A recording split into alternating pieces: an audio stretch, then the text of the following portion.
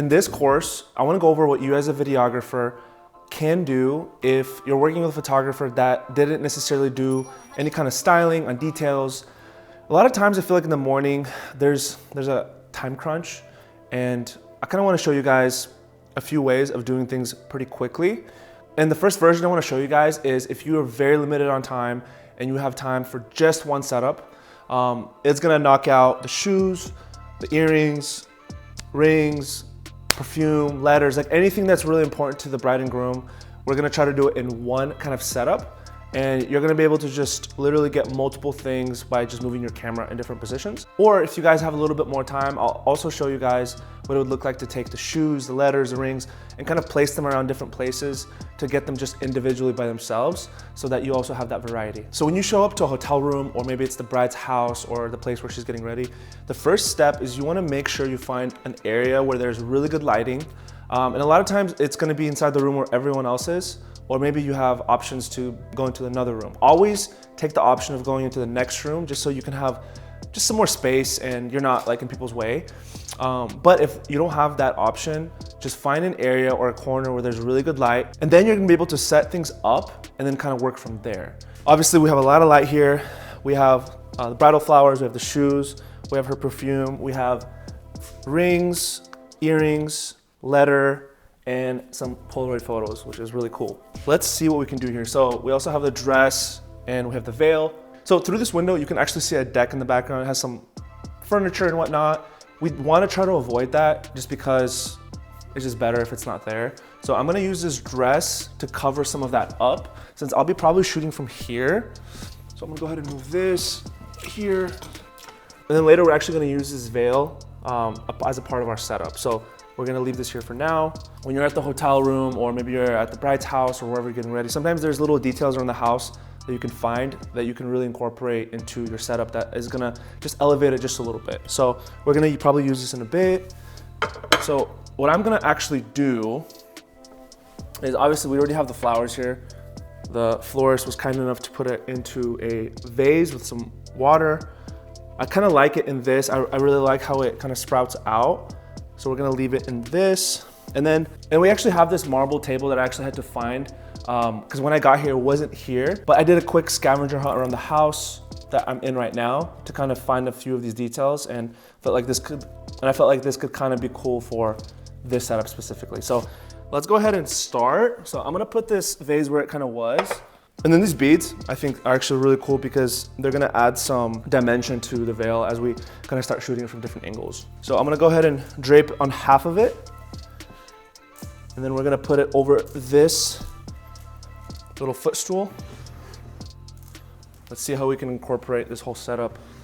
And I do wanna say that when I started doing this, when I started doing weddings in 2011, I think the styling portion was probably like the biggest thing that stressed me out. So I totally get it if you're stressed about like making sure you got all your detail shots. And I think as you do it more and more, you're gonna have like a formula in your head to kind of know, okay, this is what kind of works. And when you show up to new weddings, you're already gonna have like a preset thing in your head when you show up. Probably gonna take this candle, put it in the back, take this perfume, put it here, and try to block this off a little bit so this branch is not in our way. I really like these Polaroid photos. I think for now we're gonna leave them here on this table because again, the whole idea is to do one setup that we could put the camera in any position and just kind of get everything. And then obviously if you have a long lens, you can zoom in and you can kind of hold on certain portions of it just to make sure you have footage of it. I'm gonna put the perfume actually on top of the Polaroids. So in this case, I'm actually gonna take the rings out because I think it would actually be kind of cool if I took the ring and put it on like a word like love, or maybe if it's a religious wedding, you can put it on like the word like God or faith or anything like that. So I'm gonna put it actually on the word God right here. And then I'm gonna take the wedding band and put it right behind that. And you guys will see all this on my camera here in a second, so don't you worry. All right, so here we have our first kind of setup. Again, there's no perfect way to do it. Just whatever kind of looks good to you. You can always move things around. But the biggest idea here is we want to capture as much as we can with one setup because usually there is a lot of time crunch happening. And we still wanna make sure we capture all the details even though we don't have a lot of time. So kind of like I said before, anytime we walk into a room, we wanna start with our wide lens, kind of work from our way back, and then we move our way in so that we can capture as much as we can from the wide, and then we start focusing on little details here and there with like longer lenses and like macro lenses. I love how the light is falling on the floor. It makes it look really grand and luxury. So we love that. And then I usually just start up and I just slowly tilt down.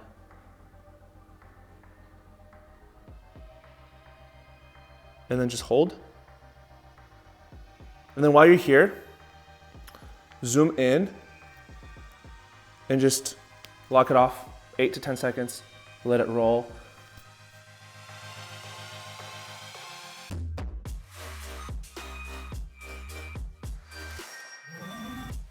So while we still have this lens, I'm actually gonna continue utilizing it by approaching the setup and then picking up the tripod really high, and we're gonna get a top-down shot. All right, so we have the tripod set up now.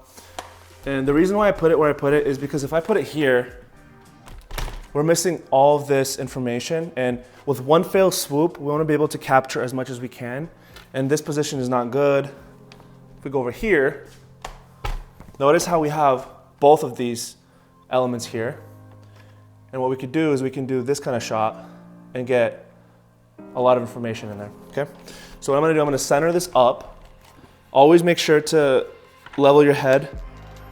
This is just the thing with tripods. Until somebody invents something that automatically levels them out, you're gonna have to always make sure you check this puppy. All right, so we're gonna go ahead and focus. And see how the Polaroids are laying there? It really tells a story of who they are, right? So we have the letters here, we have like the bridal details, and then we have this, and it's just like a nice little touch that adds so much, and I'm sure they're gonna appreciate it later. Especially when you're putting the film together and they're talking about moments they had together in their dating and their engagement. Those are really cool shots that you can incorporate as B-roll throughout the film. I'm just gonna pan from left to right. So we're gonna start here, nice and slow, and then we're gonna stop right here. And again, just get like 8 seconds of just stillness. And then we're gonna do the same thing from the other side.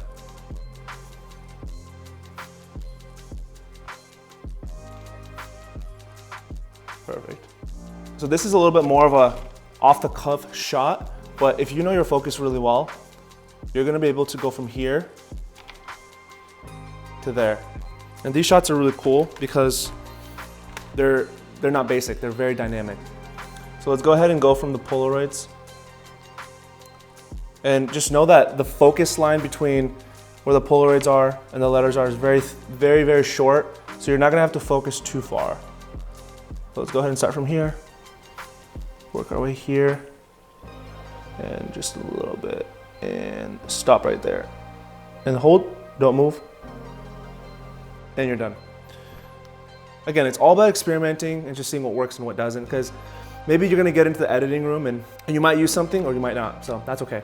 All right, so now what we're gonna do is I'm actually gonna change this lens from a 24 to 70. We're gonna go macro, and we're gonna get really close to the letters and try to get some of those words really close, including the ring. So let's see what we can do. When it comes to a macro lens, it's very, very sensitive. So you're gonna have to kind of plan out your trip with the lens, kind of find a point A and then point B, and then try to figure out if you can land the focus. So let's go ahead and give it a try. All right, so we have the word blessed here, and then we have the word God.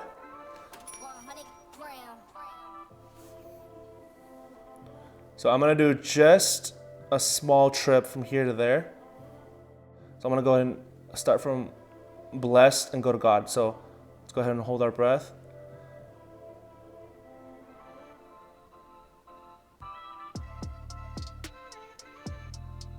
One more time. So we're gonna go ahead and start from blessed and go to God.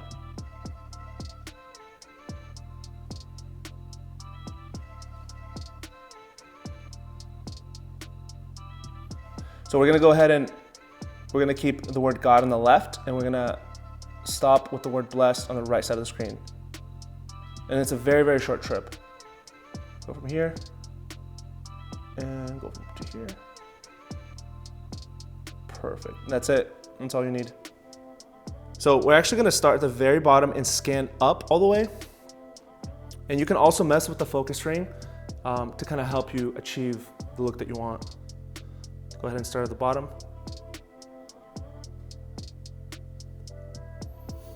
And we're gonna stop all the way at the top right here and stop. And then while we still have the macro, we're actually gonna move over and get some of the Polaroid shots. Pretty close, which is fine. Just make sure you adjust the photos so that you're not getting heads cut off as much as possible. And obviously you can put it in a similar proximity so that you don't have to go too far to get those really cool shots. I think that works. So make sure exposure is good. You might need to bump up the ISO a little bit. So I'm gonna start from this photo, just kind of work my way up.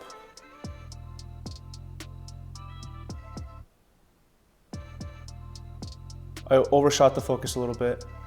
Try it again. So we're gonna start from this photo and we're gonna work our way up. Awesome, and then we're gonna end right there. Cool, and then we'll do some more. Cool, start on that one right there. Work our way to the left.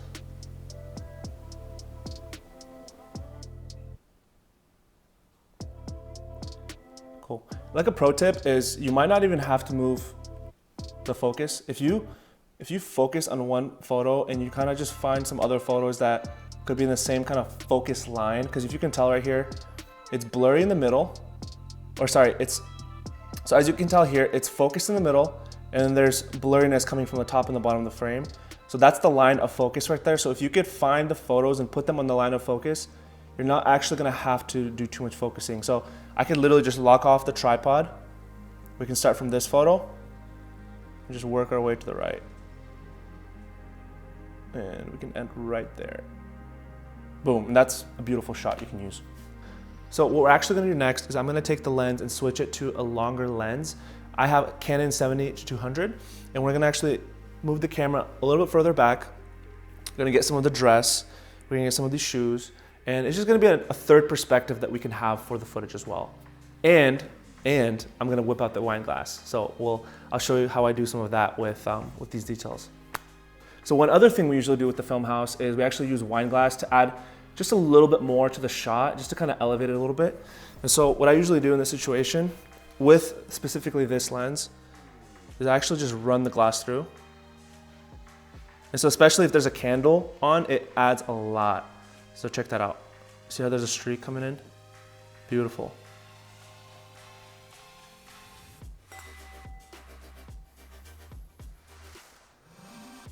So one of the things we're gonna do here with the dress is we're actually gonna get a close-up of the dress tilting up and down and then from left to right. And I'm also gonna use the wine glass to create a little bit more of like an upscale look. So let's go ahead and hop into that. So now we're gonna tilt up.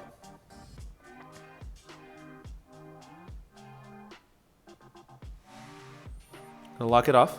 Then we're gonna go from left to right.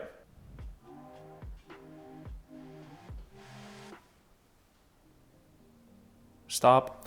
We're also gonna grab the wine glass, put it in the left side to create some of that texture. And you can kind of mess with it. You don't have to do it one way or another. All right, now that we have pretty solid coverage of this setup from different lenses, different angles, I'm actually gonna go ahead and now take some of these pieces and separate them and get some shots individually. And this is only if you have extra time to take these details and to shoot a little bit more of each individual piece. So let's get started. So here we have the bride shoes on the windowsill. Guys, I can't tell you how many times I've used this shot over the last 10 years. This is just a classic shot that can work anytime with any shoes. The reason why is just because the lighting's great, is in a position where it's white, and honestly, you just can't go wrong. So what we're gonna do here is we're gonna get a quick shot, left to right, right to left. We're gonna hold, just to give us variety in post, and kind of go from there. So what we're gonna do is we're gonna go from left to right, right to left, and then we're gonna hold.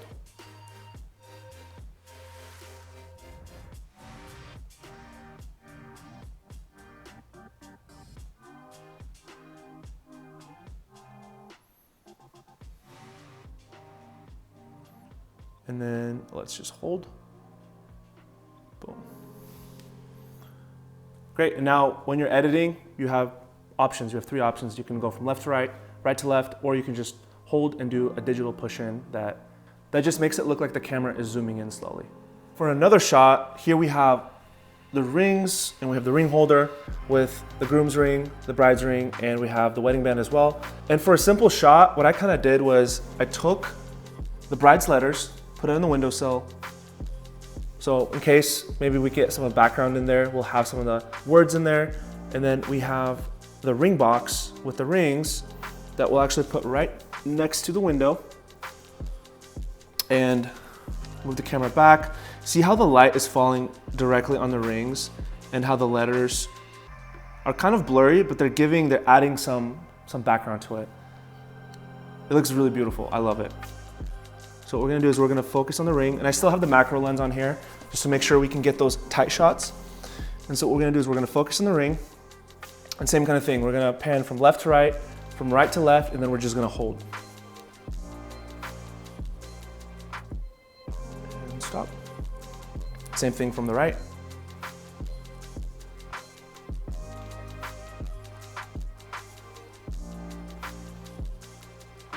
Stop, and then we'll get our still shot. And that's it. Hope that was helpful. I wanted to run you guys through just a few techniques of some efficient ways to capture details if you're on a time crunch.